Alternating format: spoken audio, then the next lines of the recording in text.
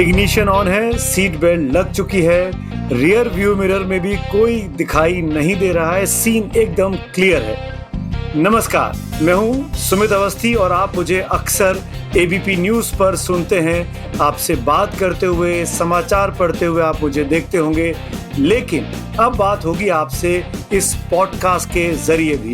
इस पॉडकास्ट का नाम है कार में पत्रकार, जहां पे मैं करूंगा आपसे और किसी एक गेस्ट से कई सारी बातें शहर की भीड़ के बीचों बीच कार से रास्ते को नापते हुए। जी हाँ, इस पॉडकास्ट में एक कार में रहेगा ये पत्रकार किसी एक गेस्ट के साथ और आप तक पहुंचाएंगे कई किस्से सीधे आपके कानों तक। तो चलिए आज का एपिसोड शुरू करते हैं आज के मेहमान के साथ। दोस्तों, इस खास शो कार में पत्रकार में आप सबका स्वागत है। एबीपी पॉडकास्ट आप सुन रहे हैं। मैं हूं आपके साथ आपका दोस्त और होस्ट सुमित अवस्थी। शुरुआत करेंगे आज के इस नए पॉडकास्ट की, जिसमें एक ऐसी शख्सियत हमारे साथ जुड़ रही है। हम कार चलाते चलाते बात करने वाले हैं एक ऐसे व्यक्ति से जो बहुत आसानी से दुनिया में अपनी सारी बातें सारे तरीके से चलवा लेते हैं। मैं इशारा कर रहा हूँ एक ऐसी शख्सियत की जो IITian है, IIMian है, जो फिल्मों के स्क्रीन प्ले लिखते हैं, जो जज बनते हैं डांस शोज में। एक ऐसी जानी मानी शख्सियत जिनकी पहचान उनकी लेखनी से बनी, उनकी किताबों से बनी, उनकी बुक से बनी। अब तक शायद आप लोगों ने गेस कर लिया होगा। हमारे साथ चेतन भगत इस वक्त जुड़ रहे हैं। चेतन जी, स्वागत है। Thank you so much ABP podcast से बात करने के लिए। Thank you very much and podcast is the future, I feel, so it's nice. I'm very happy to be here. Thank you. मेरे लिए भी नई चीज़ है ये चेतन, क्योंकि मैं खुद टीवी में पिछले 20-25 सालों से काम कर रहा हूँ, बट पॉडकास्ट पे आना, ऑडियो के जरिए रिकॉर्डिंग करना, आप जैसे सेलिब्रिटीज से बात करना, it's a different experience for me also. तो लेट्स बिगिन। आपकी नई किताब से ही शुरू करना चाहूँगा, वन अरेंज्ड मर्डर। इसका आप लिख तो किताब रहे हैं, लेकिन ट्रेलर देख के लगता है कि आप मूवी की स्क्रिप्ट लिख रहे हैं। तो ये किताब है कि फिल्म की कहानी है कि OTT की कोई सीरीज आने वाली है? नहीं, ये किताब ही है। वन अरेंज मैरिज कार्ड के, हमने मैरिज कार्ड के मर्डर किया है। मैं बुक ही लिख रहा हूँ, पर उसको प्रमोट करने के लिए हमने एक ट्रेलर बनाया जो बिल्कुल मूवी की तरह है। वो ये रहा है कि जो यंग इंडिया जो मेरी बुक्स पढ़ता है वो वीडियो पे बहुत ज्यादा है, और जो वीडियो पे है मतलब जैसे फोन में, यूट्यूब पे, इंस्टाग्राम पे, हर जगह, फेसबुक वगैरह। सो उनको वहां से मुझे किताबों में लेके आना है वापस। तो कैसे लाऊं? तो हमने सोचा कैसे करें। तो हमने कहा क्यों ना एक ट्रेलर बना दिया जाए, जिससे कि उनको एक तरह से एक छोटा सा शिफ्ट में हमने बता दिया कहानी क्या है। एक लड़की करवा छत पे जाती है, लड़का उससे मिलने जाता है, तो लड़की गिरी हुई मिलती है। सो ये देख के अगर लोगों को इंटरेस्ट है कि स्टोरी में आगे क्या होता है, तो वो फिर ये बुक खरीद सकते हैं। तो ये बेसिकली प्रमोशनल मेथड है, और कोरोना टाइम में तो बहुत ही अच्छा है। मैं एक चीज़ और पूछना चाहूँगा, इतना लंबा लॉकडाउन रहा, वहाँ आप तो सिंगापुर में हैं, वहाँ भी लॉकडाउन आपने झेला होगा। कैसे समय बिताते रहे, क्या करते रहे किताबें लिखने के साथ साथ? कुछ और भी क्या, कुछ पास टाइम? तो मैं एक्चुअली बॉम्बे और सिंगापुर, मतलब सिंगापुर में मेरे बच्चे पढ़ रहे हैं, तो मैं यहाँ और बॉम्बे आता जाता रहता था। हर महीने में एक चक्कर लगाता था। ये मेरा एक लाइफ चल रहा था कई सालों से। और जब लॉकडाउन अनाउंस हुआ तो मैं सिंगापुर में था। तो एक तरह से जो मेरे को ट्रैवल की हमेशा आदत थी, मैं रुक गया। और आप सही कह रहे हैं, मैं कुछ और कर नहीं पाया, क्योंकि सिवाय लिखने के आप कुछ कर नहीं सकते।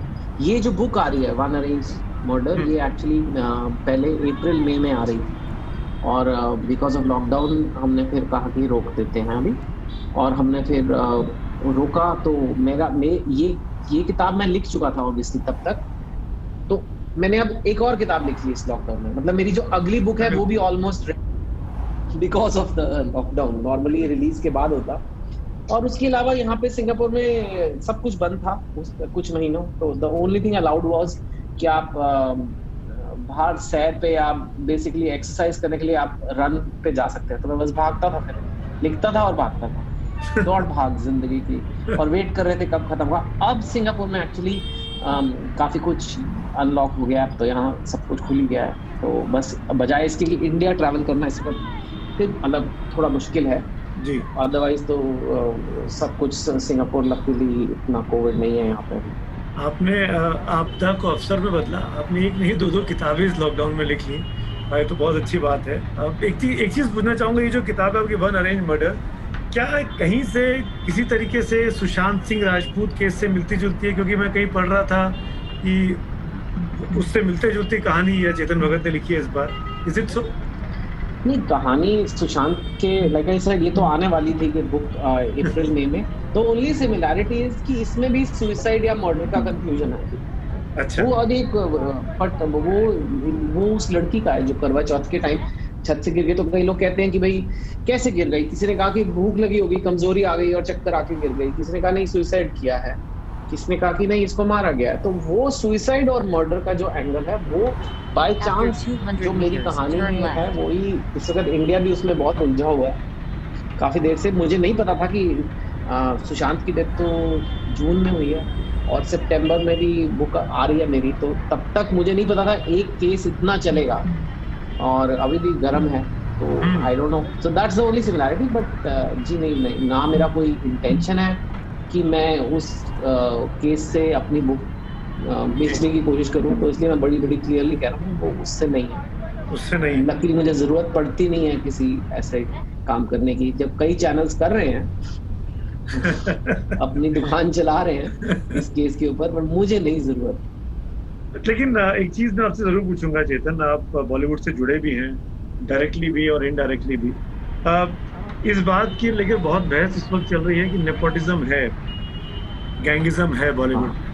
आपको लगता है ऐसा है, ये होता है? थोड़ा जरूर है, थोड़ा जरूर है। वो पूरा हमारे इंडिया का भी एक कल्चर बना हुआ है कि हम लोग बहुत ज्यादा इमोशनल हैं, और इमोशंस का मतलब होता है जो आपके करीबी हैं वो उनके लिए आप कुछ भी करते हैं, और उस चक्कर में कई बार आप मेरिट और टैलेंट को नज़रअंदाज कर जाते हैं। ये हर फील्ड में है, लेकिन बॉलीवुड में दिखता ज़्यादा है, बिकॉज बॉलीवुड में या आपको फिल्म मिली या नहीं मिली, अगर मिल गई तो आप स्टार बन गए और नहीं मिली तो आप नहीं बने, तो वो बहुत ज़्यादा फर्क आ जाता है। इसी तरीके से आई एम श्योर किसी की प्राइवेट कंपनी में होगा कि यार अपने दोस्त के लड़के को ले लिया या अपने लड़के को ले लिया या अपने चाचा के लड़के को ले लिया। कुछ ऐसे काम लोग प्राइवेट कंपनी में भी कर रहे हैं, ये तो नहीं है कि नहीं कर रहे, और बॉलीवुड में भी हो रहा है। तो लेकिन देखिए ये गलत है और इसको बदलना है, और इसको बदलने का एक ही तरीका है कि जो लोग आउटसाइडर हैं वो और ज़्यादा मेहनत करें और अपने काम से ऑडियंस को अपनी तरफ खींच लें। अगर आप ऑडियंस आपकी तरफ आ जाएगी तो नेपोटिज्म नहीं चल सकता। नेपोटिज्म ऑडियंस के बलबूते पे ही चलता है। तो अगर और ऐसा कई हैं जो बाहर वाले आए हैं जिन्होंने कमाल का काम किया है, एक्टर्स भी और डायरेक्टर्स भी, राइटर्स। मैं खुद आउटसाइडर हूँ और मैंने बॉलीवुड में मुझे फिल्में मिली हैं, तो ऐसा तो है नहीं कि मतलब मैंने बिना नेपोटिज्म के भी काम किया है। अब क्योंकि हम नेपोटिज्म पे बात कर रहे हैं और आप मान भी रहे हैं कि थोड़ा बहुत कुछ हद तक होता है।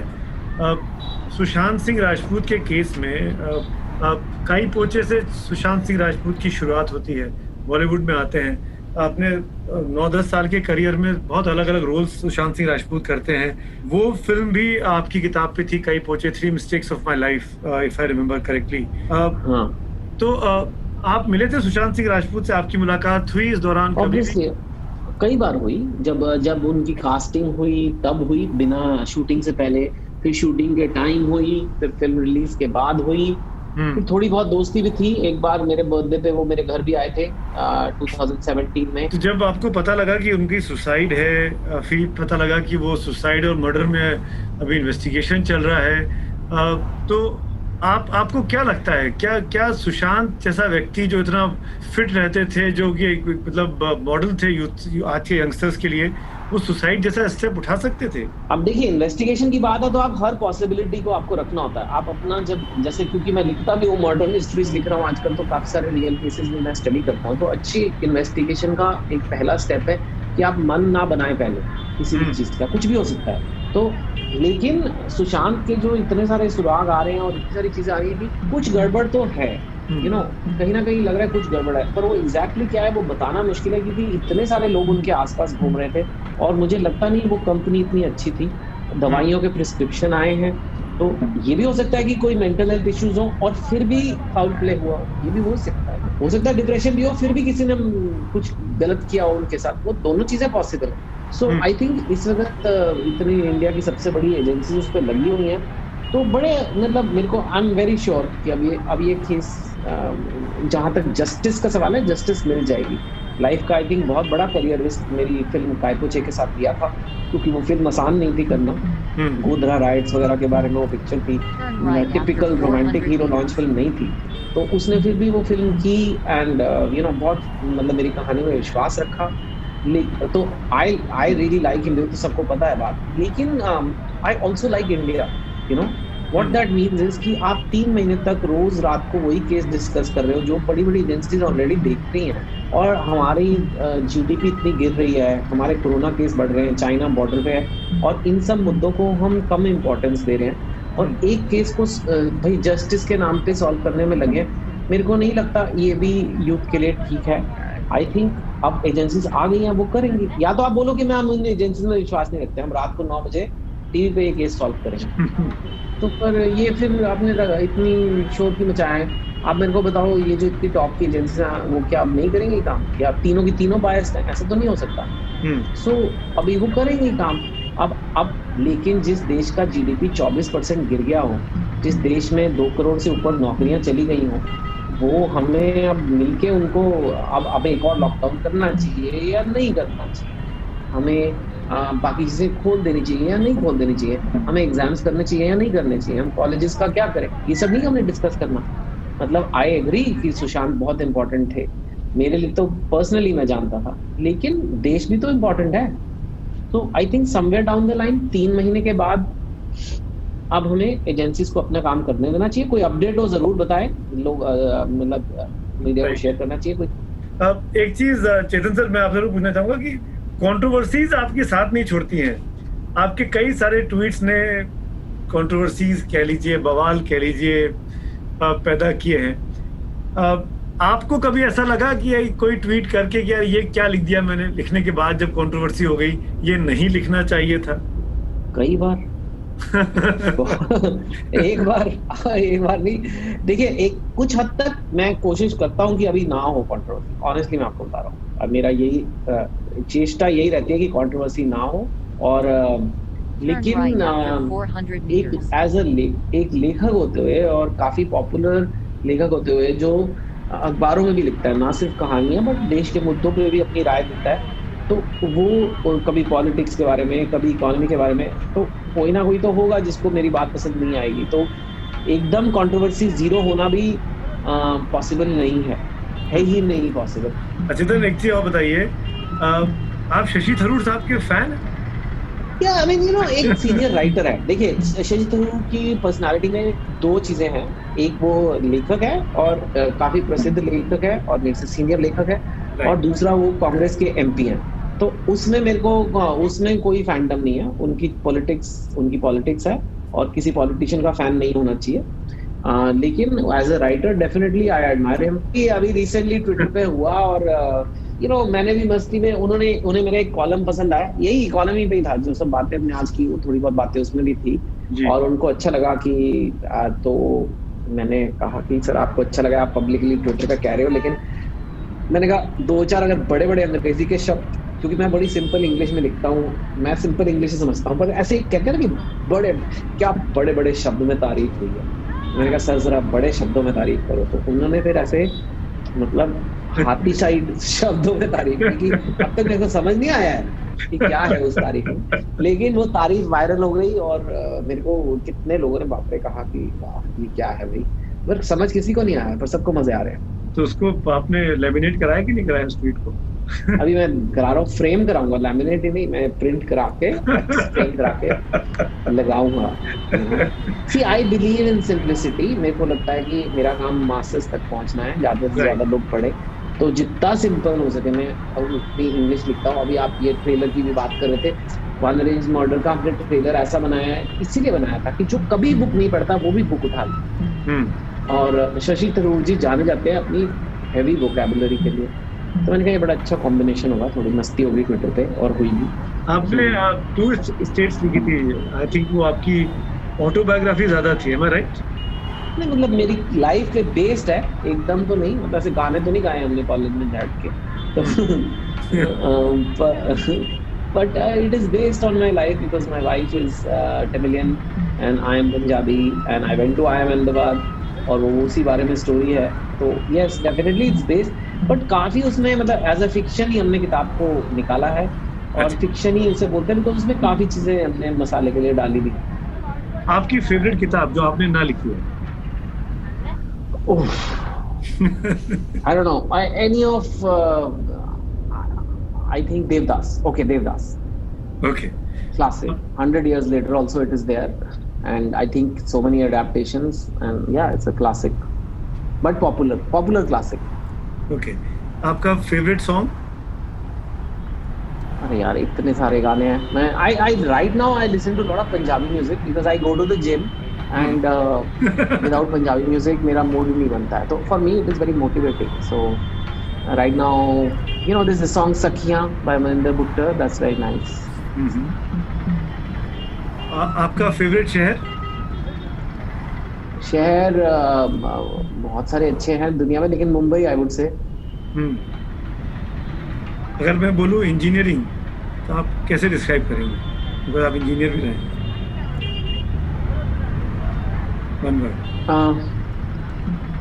How do I say about engineering? I like engineering. I mean, you know, I'm not a very good engineer, but I like it. Okay. GDP? Should be growth. Growth. We need growth very badly. Dissent? Important for democracy. India? India is my love. I don't know. I love India. And Chetan Bhagat? Chetan Bhagat is trying different things in one life. शुक्रिया चेतन. Thank you so much for this candid conversation. Thank you so much. It was fun. Yeah, thank you. मज़ा आया आपसे बात करके.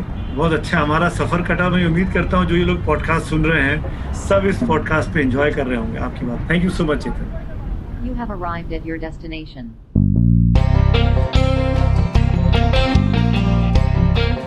तो ये था आज का एपिसोड ऑफ कार में पत्रकार.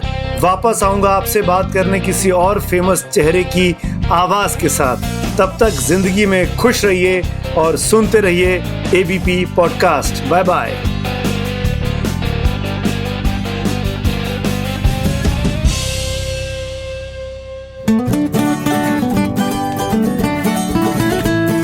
This is an ABP Life podcast.